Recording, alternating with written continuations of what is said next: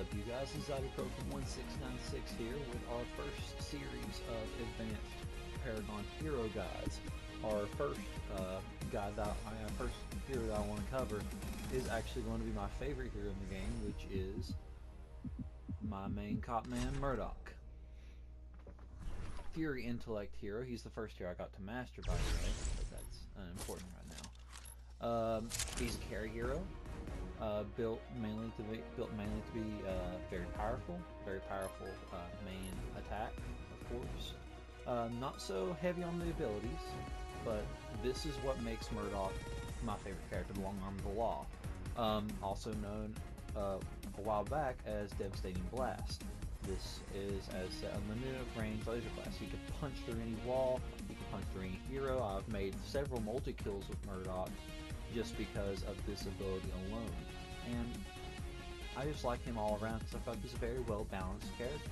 And he doesn't really need any more work right now.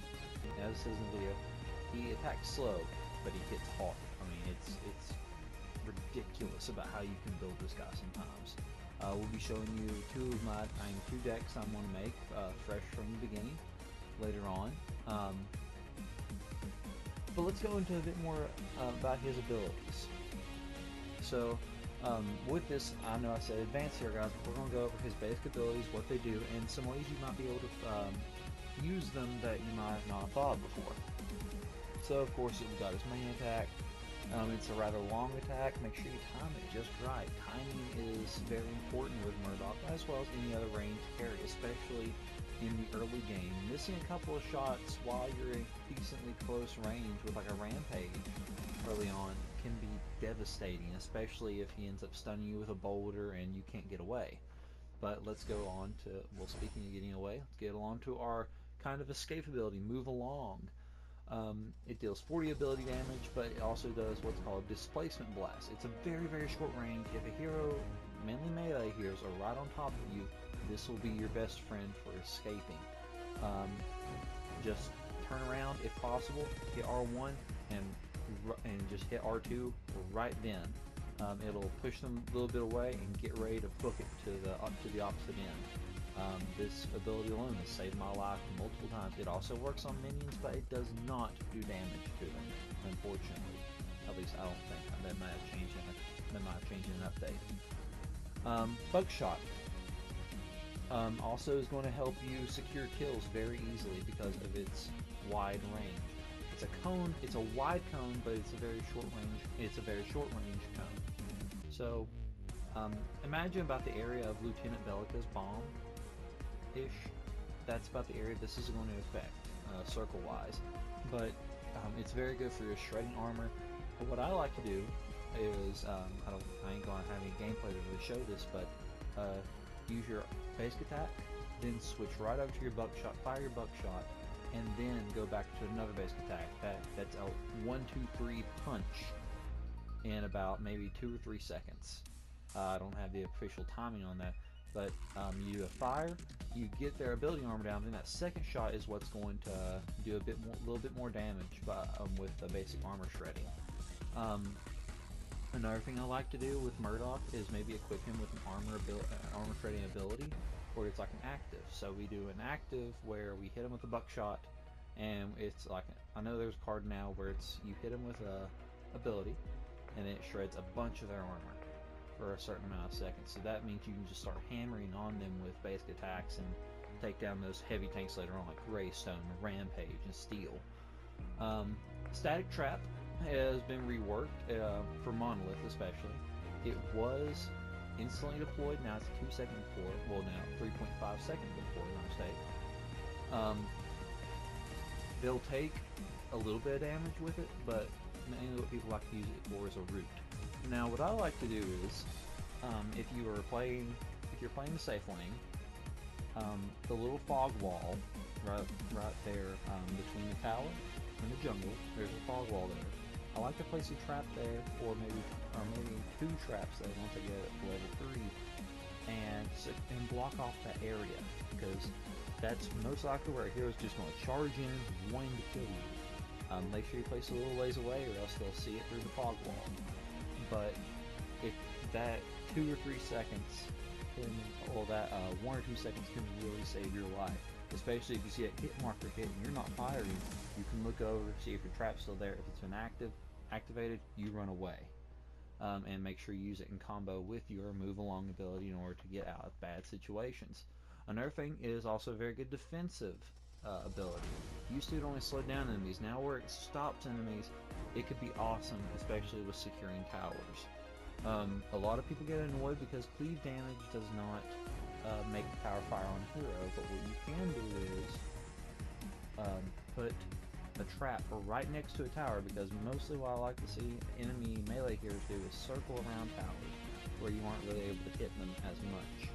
So place a trap right next to the crystal in the tower, and as soon as they hit it, they'll be stopped for a little while, allowing you to get 2 or 3 shots in that could potentially either scare them out of the tower or even kill them.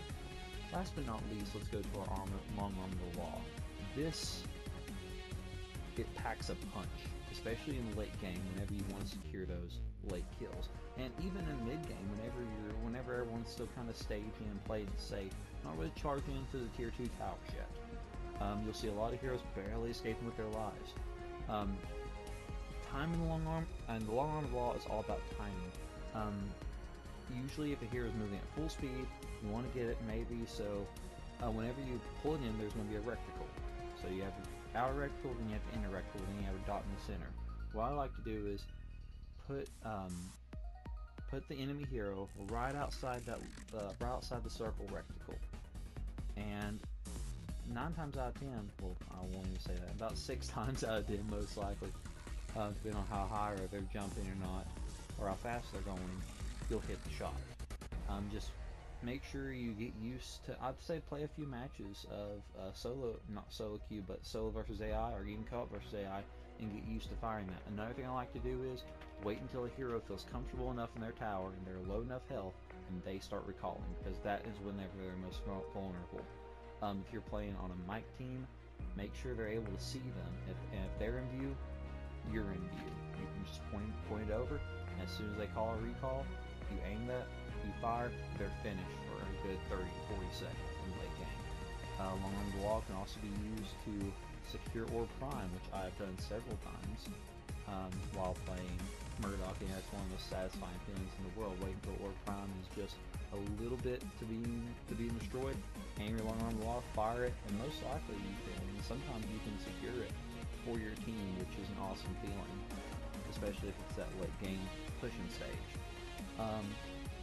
Let's actually go on to the deck building part of Murdock.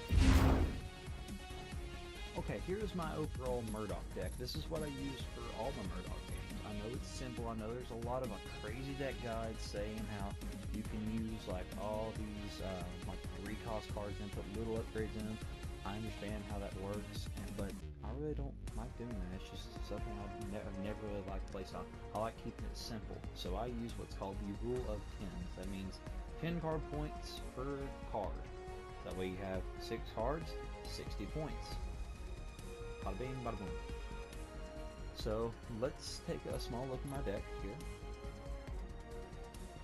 I start out the game with Health Potion, for sustaining reasons, of course, and 2 cast tokens. That gives me 2 extra card power of power, and securing kills early game is invaluable, especially one, it demoralizes the other team.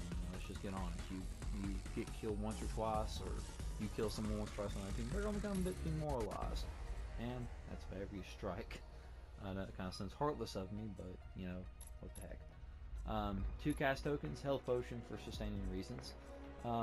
Then usually what I do is, by the time I get back to base first time, I ditch these cast tokens and just use them for my micro nukes.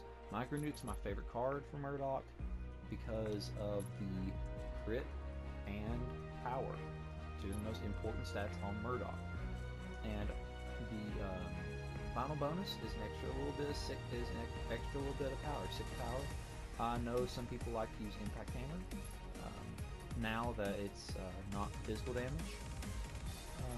I like Impact Hammer, it's okay. I know it. Yeah, it does provide the same effect, basically. Oh, no, it gives crit chance. I like having a lot of crit chance, but you know, this deck supplies all the crit chance I really need. I'd rather have that extra boost of power so my crits do more damage. I know it's only 1 card power, but at the end of the build, it gives you 3 extra card power of damage, theoretically. But, and what I said earlier, I didn't mean to say that. I didn't mean to say I throw them to my micro nukes. I throw it into my Sage's Ward. I always have a ward on Murdock. He's actually the only melee. He's actually the only carry hero that I use a ward with. I don't know why. I think it's just because of where he doesn't really have a lot of escape abilities. I like to keep him safe in the lane. So I usually give him a little bit of boost of health, which is why I have the greater health at the end of the build. So 2 casts, greater health. I want to get ball in the rule of 10. So we got 3, got 2, 2, 3, 2, 2, 3, 2, 2, 3, 2, 2, 3. Then we got with our 6 cost cards here, 2 6 cost late game cards, 2 1 1, so 4 plus 6, 10. These are, Blade of Gore, a Blast Harness to be used later on. This is actually just a Fury deck, if y'all know. Fury and Universal. I don't like using the intellect cards on Murdock. I just don't really feel like they have a lot of use to them. In my old Legacy deck, I actually had a couple of Solaris reactors.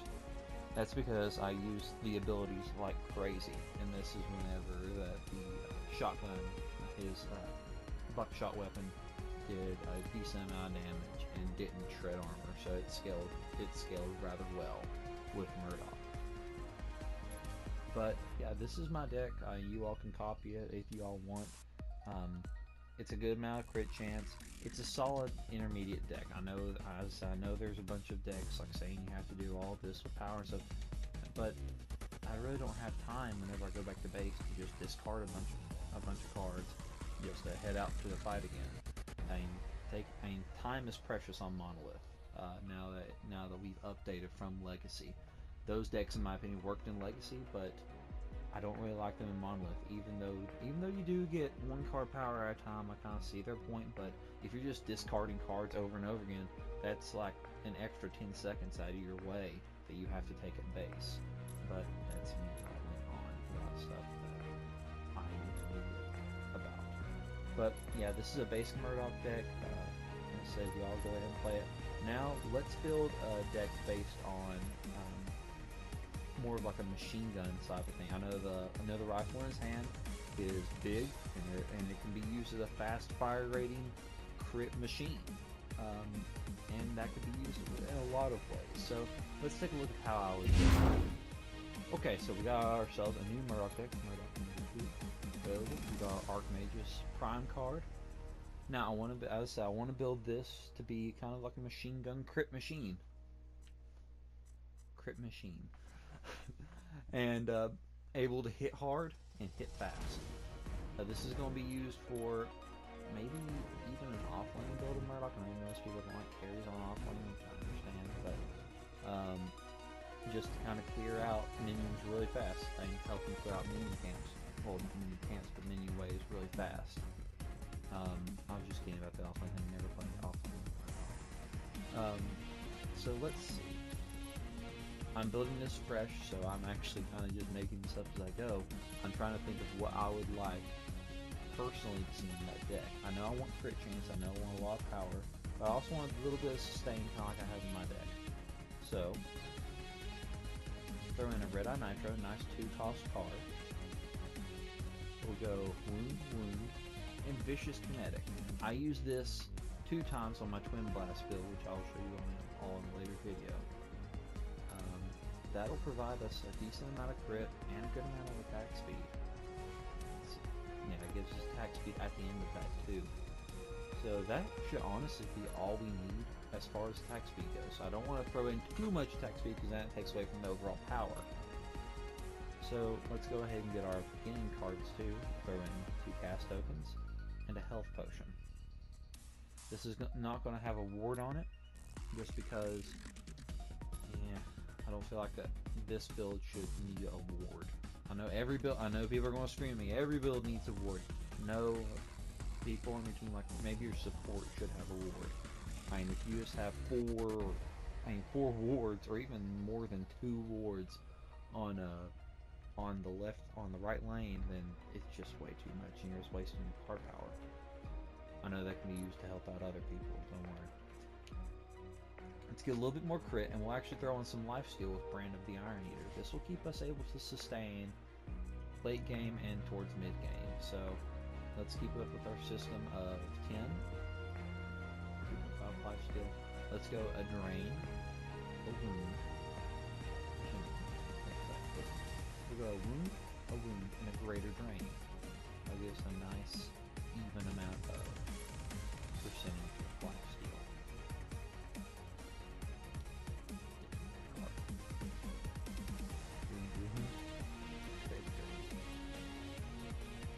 Okay, now we got attack speed, we got a little bit more crit. Let's start focusing on power, because that power is everything to Murdock. Let's get our micro nuke. Gotta have micro nuke. 2, 2, and 3. Now if you notice, I'm doing 2 casts and 1 major cast. That's because we already have a bunch of crit right here. And this, just a little bit of crit is all we need. Let's actually throw on a meltdown there, because the ability pin, well, wait, no. Don't want ability pin, never mind. Cancel meltdown, cancel meltdown. Let's sort out our basic pin cards. I know there's frustrating, there it is. And let's see. So I want to cast just a plain pierce and a major cast. This will help us go a little bit past the armor. Don't want to put, as I said, too much pierce, because we want to still be able to hit hard and hit fast. Now let's go into some more technical aspects. Now we're hitting those crits, we want to be able to hit them extremely hard. So let's throw in something for crit bonus. I'd want to get a little bit more attack speed, but I thought Blade of Gore would go a bit better with this build, because we have a limited amount of power we've already built. So let's go 2, 1, 1. Pick that up. And last but not least, I'd like an escape, because if I'm going to be in the thick of combat, I want a quick escape, and that will be through the epic card Blink Shot. This has a unique active where you're able to teleport forward, and if you kill a player within 8 seconds of using it, which is a pretty good time frame, so you could blink out of a combat situation where enemies are rather low health, blink out into a tower.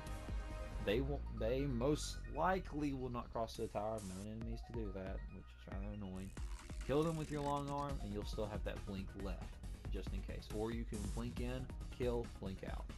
This is a 5 cost card, so we're going to go 2, 2, and 1 on either strike or cast.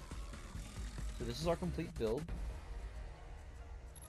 I saw a lot of crit, a lot of really fast shooting, and just overall just plain domination of the crit mechanic, and a little bit better escape with Blink Shot. So that is all for this video. I hope you all enjoy, and I'll be doing another hero video here soon.